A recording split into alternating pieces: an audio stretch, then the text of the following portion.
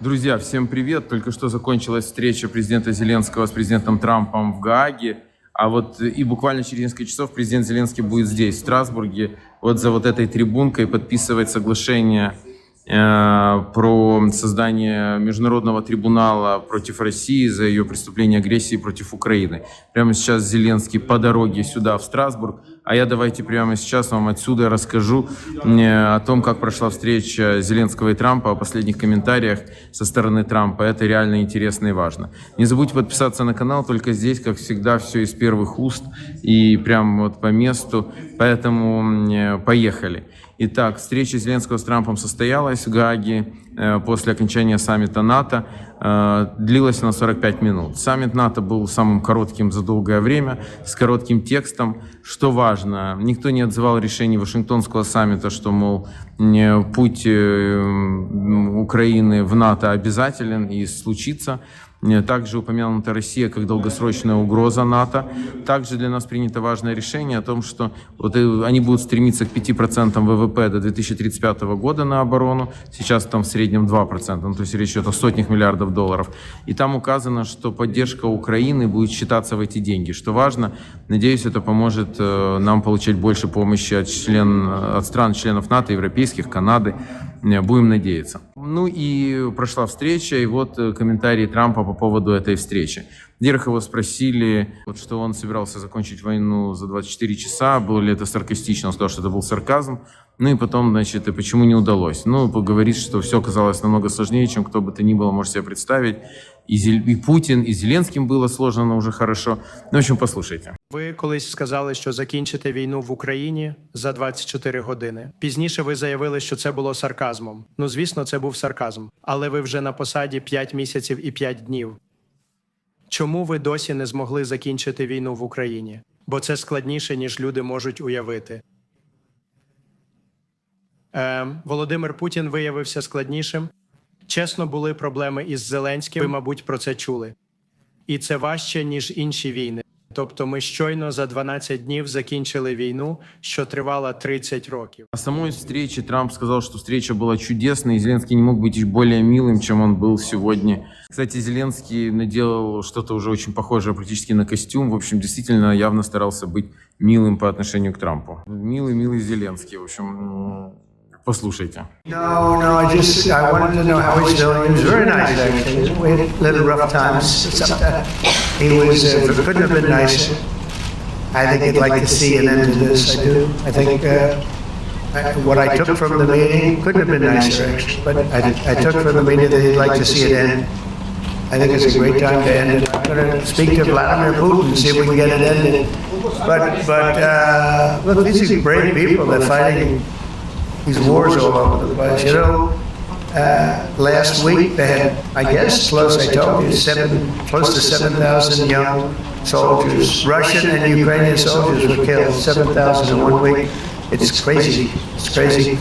So I'll be speaking to Putin. Now, I had a good meeting with Zelensky, and I had a lot of good meetings. We had a lot of good meetings with a lot of people, a lot of great leaders.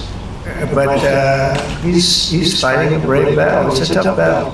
Как вы слышали в ответе, он еще также сказал, что значит, будет говорить с Путиным снова, закончить войну. Но дальше сказал он, что он как раз говорил с Путиным несколько дней назад. Тот хотел быть посредником по Ирану, а Трамп ему сказал: мне не надо с Ираном твоя помощь, помоги мне с Россией, мол, помоги с собой разобраться.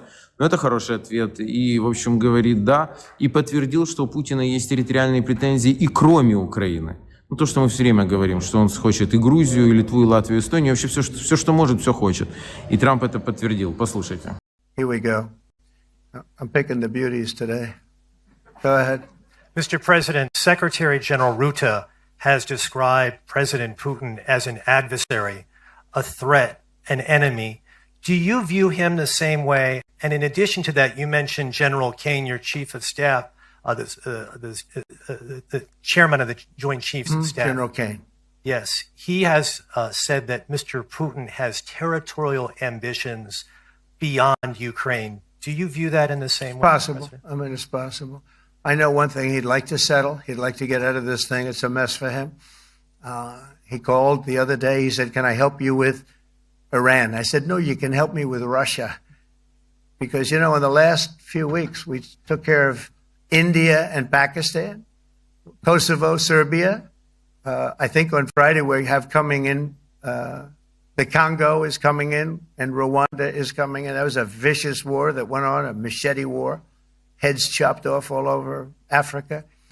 I thought we would have had that settled easy. I've settled 4 of them in the meantime. But he did call up and he said, you know, he's close to Iran. He'd like to help us get a settlement. I said, no, you help me get a settlement with you, with Russia. And I think we're going to be doing that too. Ну и украинской журналистке удалось задать вопрос Трампу, и она задала очень правильный вопрос про ПВО и о том, что Украине оно необходимо. Ну и послушайте ответ.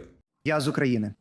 Отже, моє питання, чи готові США продати Україні системи ППО «Петріот»? Ми знаємо, що Росія зараз дуже сильно б'є по Україні. Ви зараз живете в Україні? Мій чоловік там? Ого. Я бачу, ви дуже, знаєте, це вражає. А я з дітьми у Варшаві, бо він хотів, щоб я... Ваш чоловік військовий? Ні? Він є. Він зараз там? Так. Ого. Це важко, правда? Це складно. А ви живете тут? У Варшаві? І ви журналіст? Так. Добре. Скажу вам, вони хочуть мати протиракетні системи. Ракети «Петріот». І ми подивимося, чи зможемо надати їх. Знаєте, їх дуже важко отримати. Вони нам теж потрібні. Ми постачали їх Ізраїлю, і вони дуже ефективні. 100% ефективні. Важко повірити, наскільки ефективні. І вони хочуть це більше за все, як ви, мабуть, знаєте. Це дуже гарне питання, і я бажаю вам удачі. Я бачу, що це вас дуже засмучує. Отже, пане президенте, передайте привіт чоловікові. Ну, как вы слышали, такого четкого позитивного ответа не прозвучало, но явно Трамп знает об этом нашем запросе, и, может быть, хоть что-то, хоть как-то в этом направлении будет решаться. Будем надеяться. Ну и вот он еще сказал, что 7 тысяч людей умирает, и вообще все это плохо. Послушайте. And Europe stepping up to take more responsibility for its security will help prevent future disasters like the horrible situation with Russia and Ukraine, and hopefully we're going to get that solved. Last week they lost 7,000 soldiers, mostly soldiers, but they're also getting hit in Kiev. They're getting hit in some of the towns also. And that means life. Life is disappearing also in the cities and towns. Should have never happened, would have never happened if I was president. Said it 1,000 times. And it never did happen. Never even thought about. Ну, не могу сказать, что я супер вдохновлен этими ответами и тем, что я сейчас вам рассказал. С другой стороны, ну, имеем то, что имеем. Встреча прошла уже хорошо, во всяком случае, прошла не так, как 28 февраля в овальном кабинете. Наверное, это уже хорошо. Ну и будем смотреть, как развивается ситуация. Друзья, подписывайтесь на канал, буду держать вас в курсе. И вот буквально через несколько часов тут Зеленский будет подписывать соглашение. Следите за этим в новостях и на моем телеграм-канале и фейсбуке. Держим строй!